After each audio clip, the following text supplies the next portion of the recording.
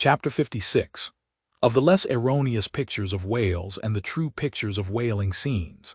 In connection with the monstrous pictures of whales, I am strongly tempted here to enter upon those still more monstrous stories of them which are to be found in certain books, both ancient and modern, especially in Pliny, Purchas, Hakluyt, Harris, Cuvier, etc.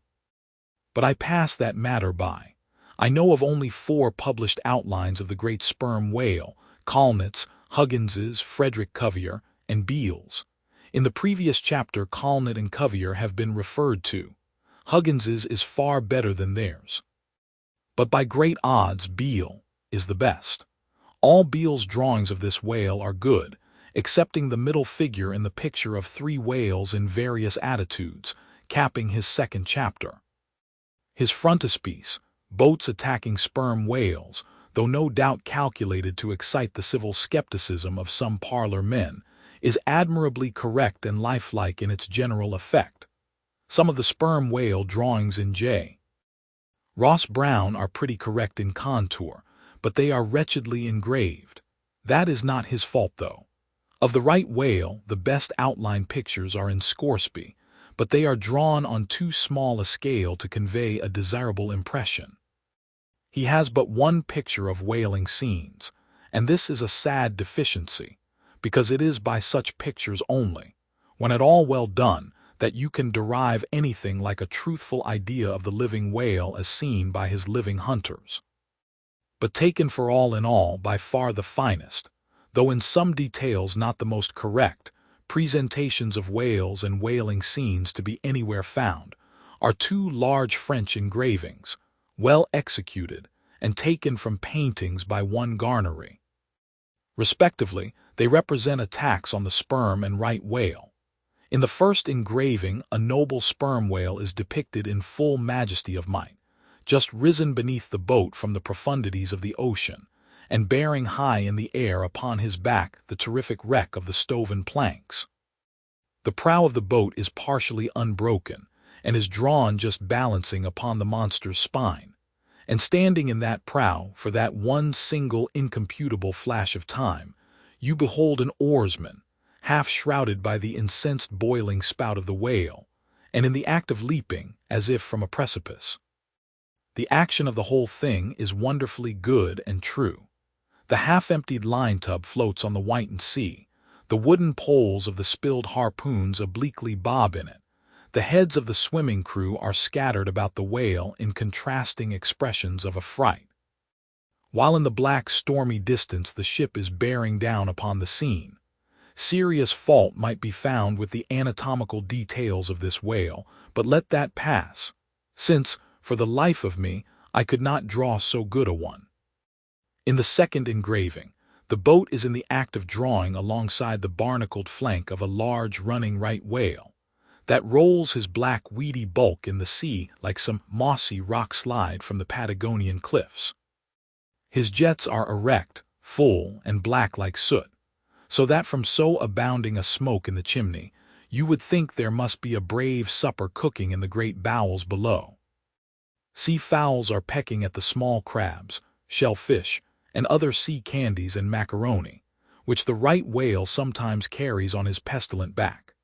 And all the while the thick-lipped Leviathan is rushing through the deep, leaving tons of tumultuous white curds in his wake, and causing the slight boat to rock in the swells like a skiff caught nigh the paddle wheels of an ocean steamer.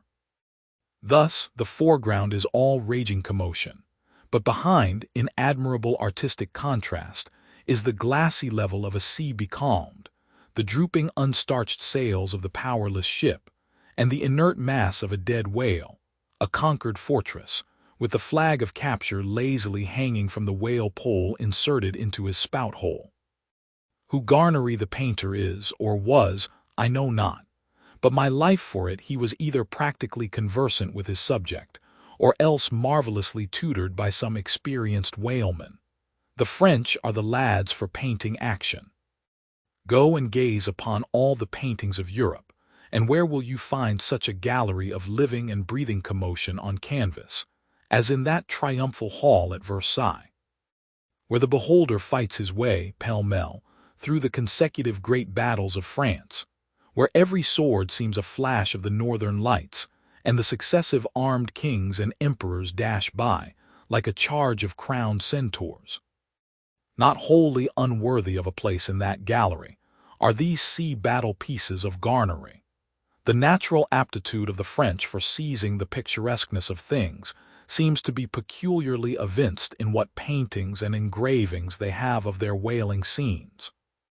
With not 1/10 of England's experience in the fishery, and not the 1,000th part of that of the Americans, they have nevertheless furnished both nations with the only finished sketches at all capable of conveying the real spirit of the whale hunt.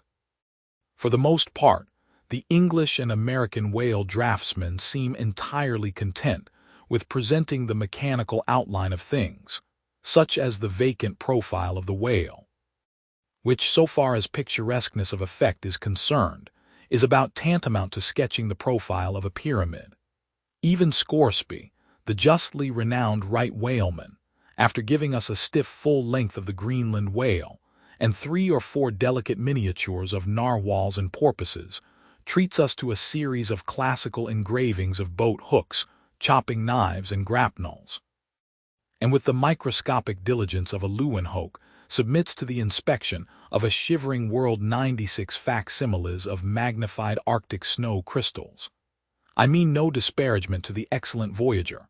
I honor him for a veteran.